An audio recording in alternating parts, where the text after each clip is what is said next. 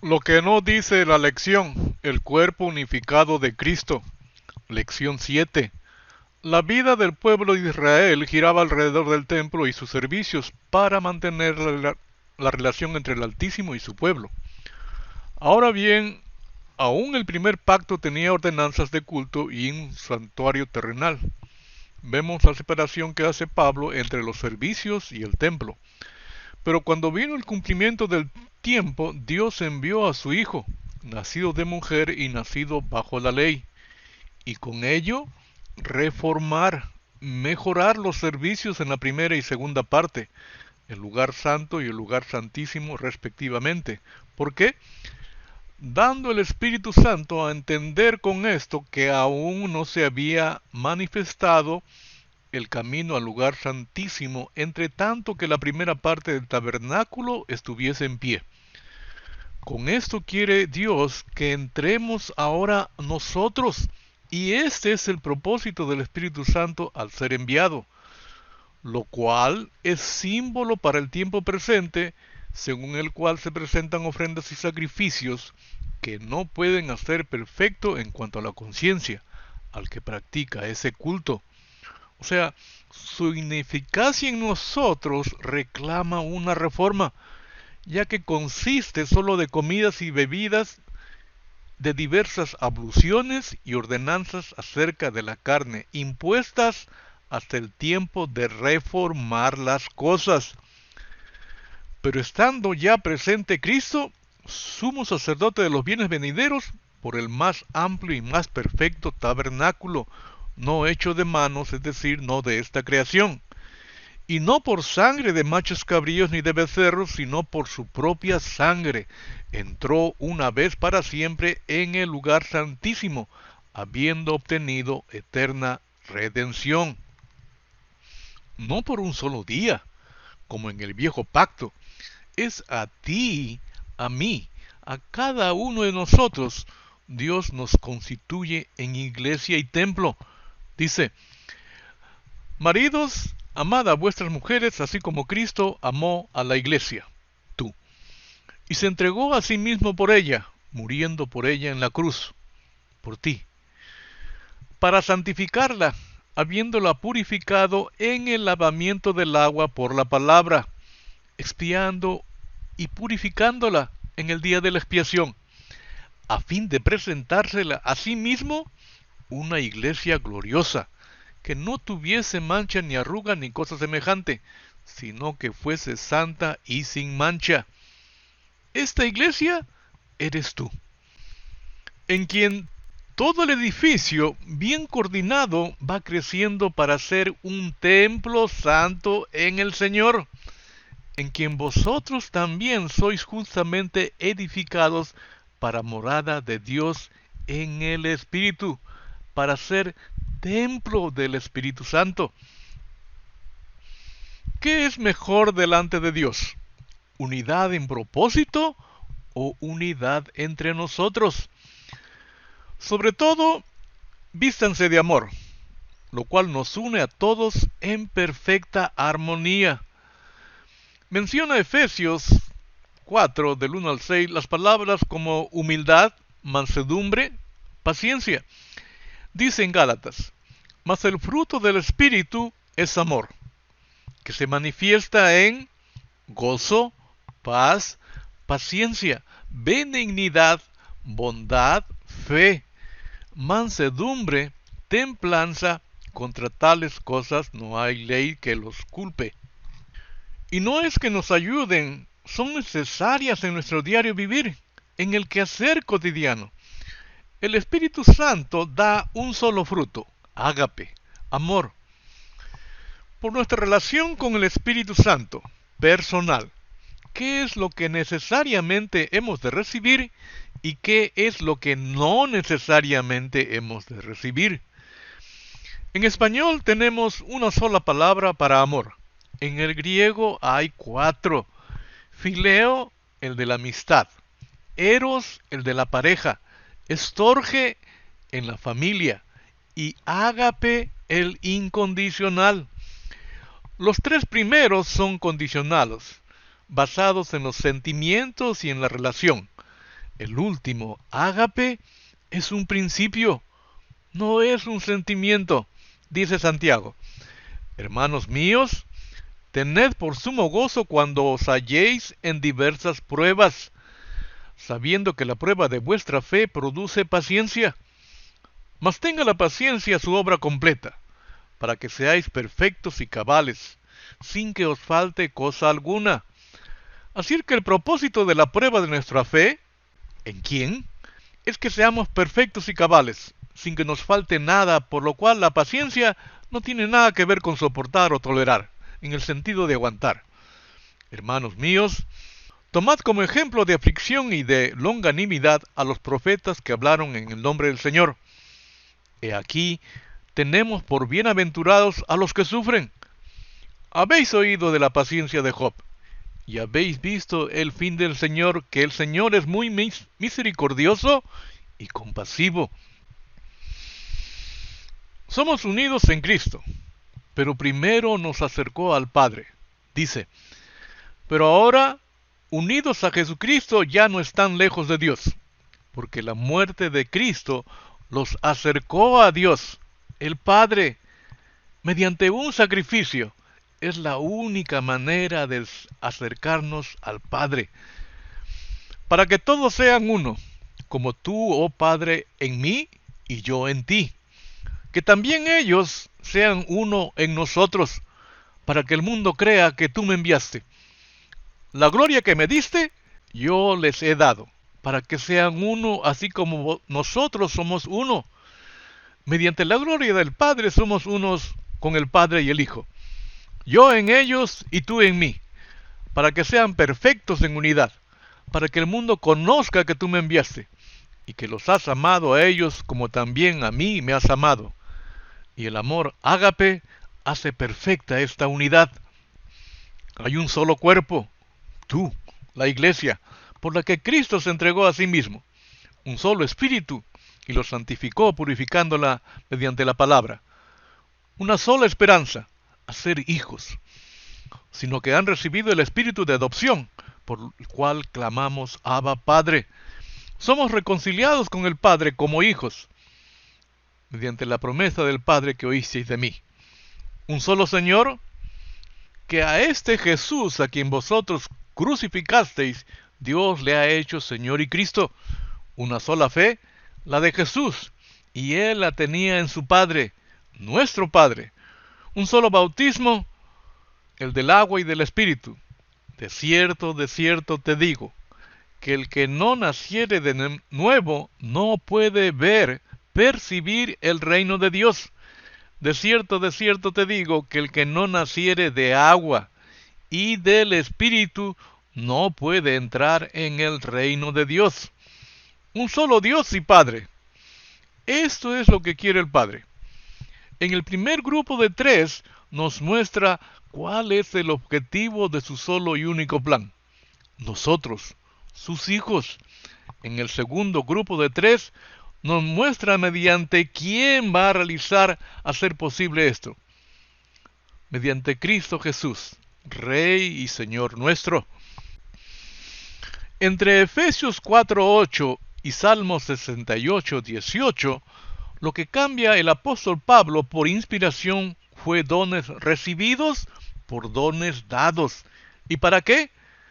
Para que ya no seamos niños fluctuantes, llevados por doquiera de todo viento de doctrina, por estratagema de hombres que para engañar emplean con astucia las artimañas del error, sino que siguiendo la verdad en amor, crezcamos en todo, en aquel que es la cabeza, esto es, Cristo, de quien todo el cuerpo bien concertado y unido entre sí, por todas las coyunturas que se ayudan mutuamente, según la actividad propia de cada miembro, recibe su crecimiento para ir edificándose en amor. Consuelo en estas palabras no como algo místico, pasivamente, sino activamente en el Consolador, que fue enviado a redarguirnos, que a pesar de haber recibido a Cristo, seguíamos acarreando un lastre maligno. Pero yo os digo la verdad, os conviene que yo me vaya, porque si no me fuera, el Consolador no vendría a vosotros, mas si me fuere, os lo enviaré. Y cuando Él venga, convencerá al mundo de pecado, de justicia y de juicio. De pecado, por cuanto ciertamente no creen en mí.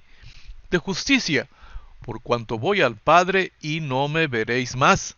Y de juicio, por cuanto el príncipe de este mundo ha sido ya juzgado. Si pedimos por el Consolador, no lo hagamos livianamente, para que nos ayude, que para ser enviado costó la sangre de Jesucristo, y especificó el Señor qué es lo que tenía que hacer en nosotros primero, al pedido al Padre personalmente.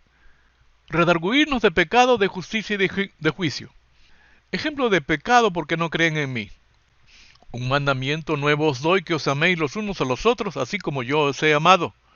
Si eres parcial, si haces acepción de personas, si haces favoritismo, diferencia entre una persona y otra, no estás obedeciendo este mandamiento, por lo cual no crees en Cristo. Además, Santiago dice que es pecado, y por lo tanto eres transgresor de la ley.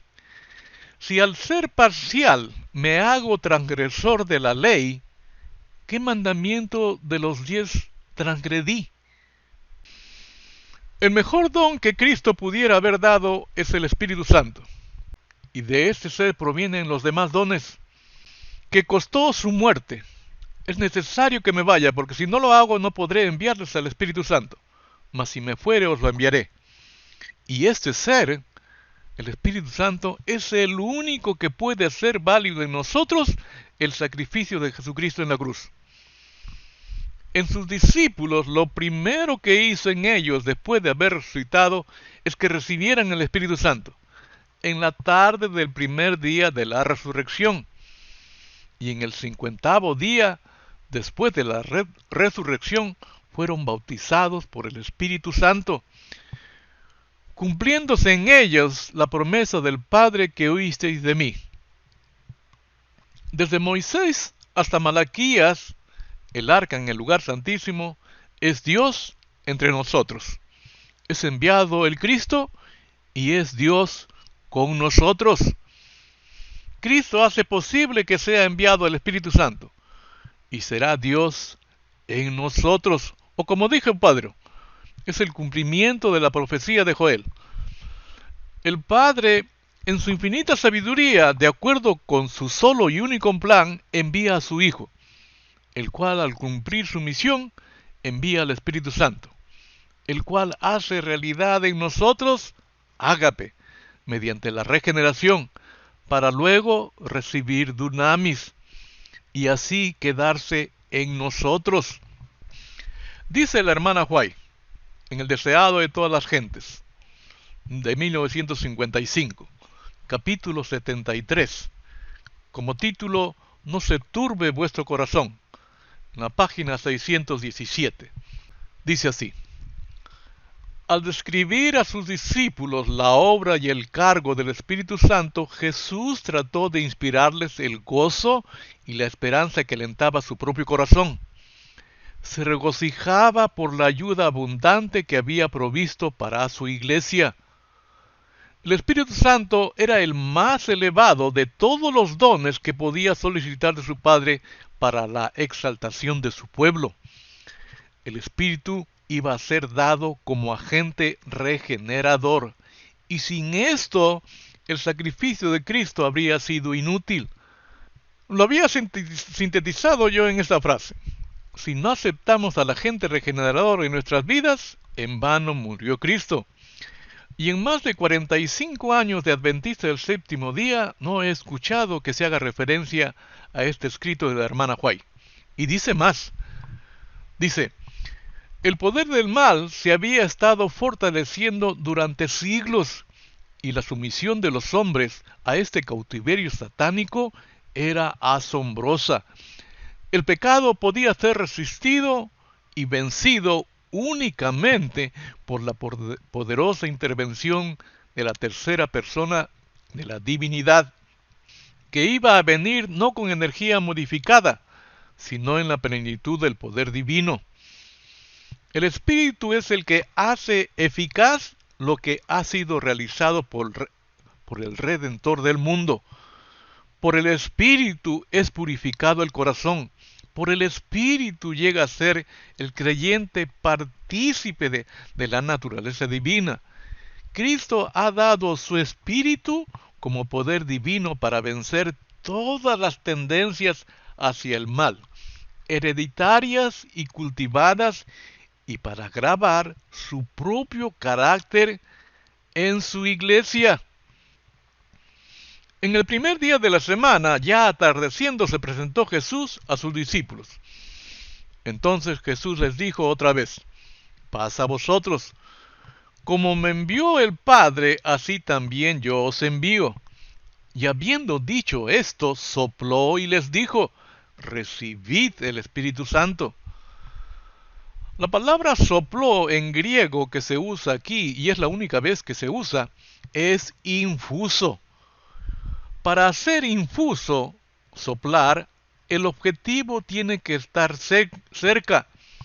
Esto indica que la recepción del Espíritu Santo es personal y es enviado a petición personal al Padre.